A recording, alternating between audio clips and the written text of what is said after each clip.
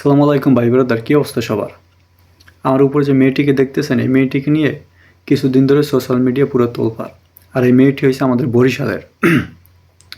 আমি কিছুদিন আগে একটি কথা বলেছিলাম, ইটালির মাটি গরু নদীর ঘাটি। এখন বর্তমানে ইউরোপিয়ান কান্ট্রির মাটিগুলো কিন্তু বরিশালের ঘাটি হইতেছে, এটা কিন্তু বাস্তবে রূপ নিতেছে। এই মেয়েটি করছে কি, কিছুদিন আগে ভূমন্ত সাগর পাড়ি দিয়ে গ্রিসে ঢুকছে।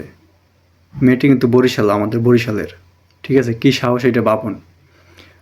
মেয়েটির মারাত্মক সাহস, এটা বলতে হইব, প্রশংসা করতে হইব।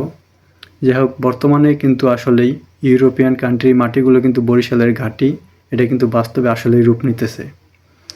বর্তমানে আমি আছি ইটালির একটি ক্যাম্পে, আর ক্যাম্পের আমি যেইখানেই যাই সেইখানে এই বরিশালের মেয়েটির কথা, এই বরিশালের মেয়েটির সমালোচনা, আমি যেইখানেই যাই, ঠিক আছে, সবার মুখে মুখে সমালোচনা যে বরিশালের মেয়েদের এত সাহস কী করে হয়।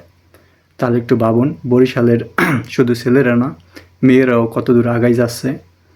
আর বাংলাদেশে কিন্তু পুরো তোলপাড় এই বরিশালের মেয়েকে নিয়ে, ঠিক আছে, কেউ সমালোচনা করে, কেউ প্রশংসা করে। যাই হোক, মেয়েটির অনেক সাহস। আর মেয়েটি গ্রিসে গিয়ে পৌঁছেছে, এখন একটি ক্যাম্পে আছে, ভালো আছে।